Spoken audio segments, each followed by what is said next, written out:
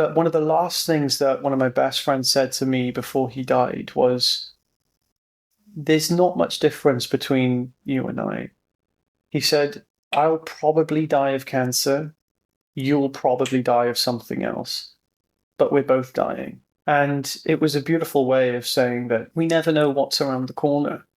We never ever know what is around the corner. And what I want to bring our attention to is the fact that dying is only a second person point of view.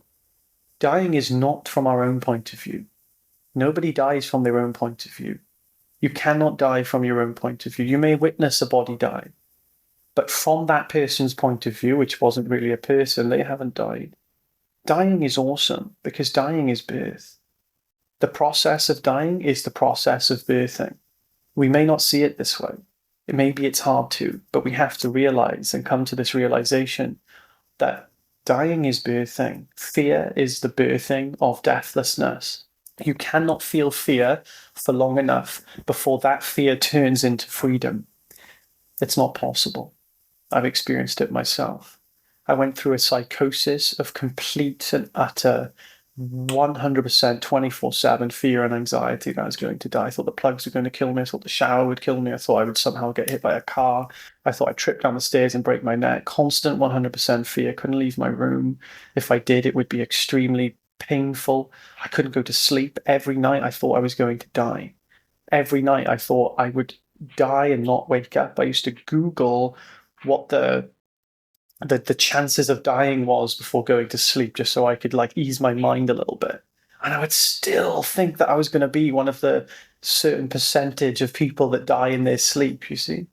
It was a crazy amount of fear, but that fear led to freedom. That fear led to the birth of birthlessness. That fear led to the transcendence of dying, being born, being dead. These things are all words. No one's really dying. No one ever dies.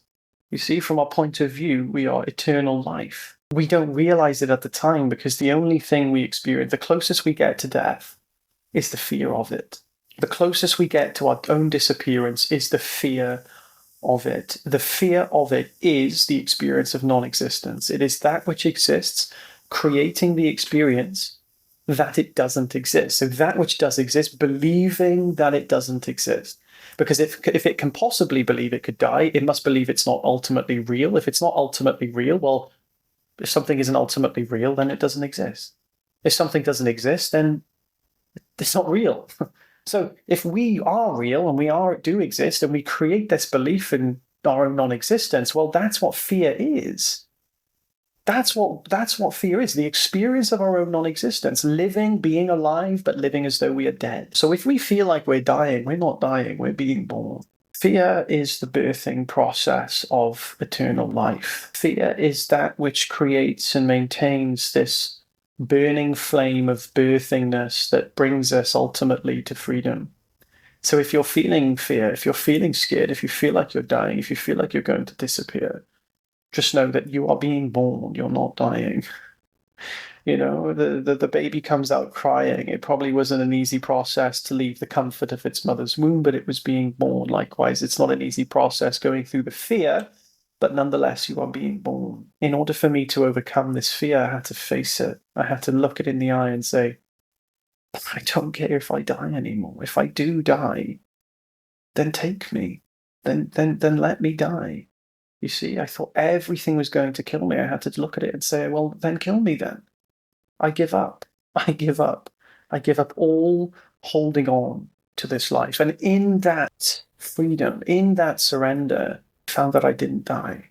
And I realized I couldn't die. And then I realized there is no death from our own point of view. Death is only a second person experience.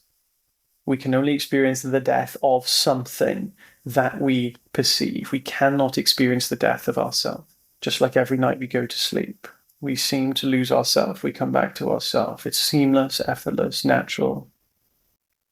Death is only a second person point of view. The only experience that we have of our own death is the experience of our own non-existence, which is created by the fear of it. You cannot take away that which has always been there. Existence cannot not be.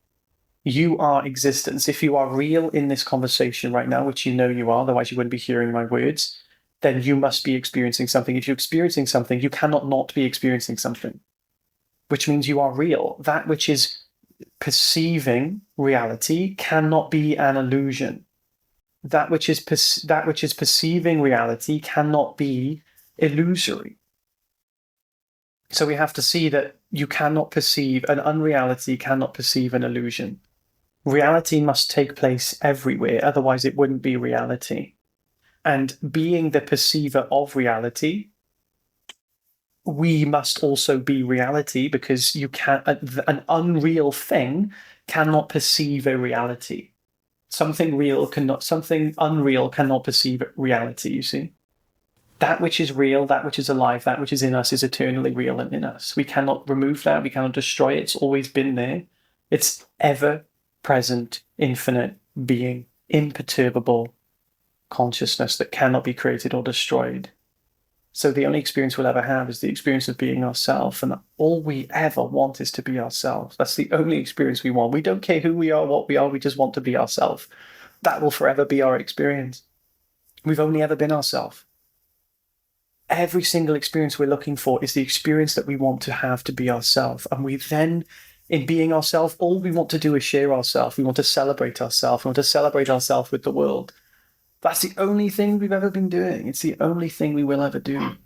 So dying is awesome, because dying is the realization of our true birth. We were dead before.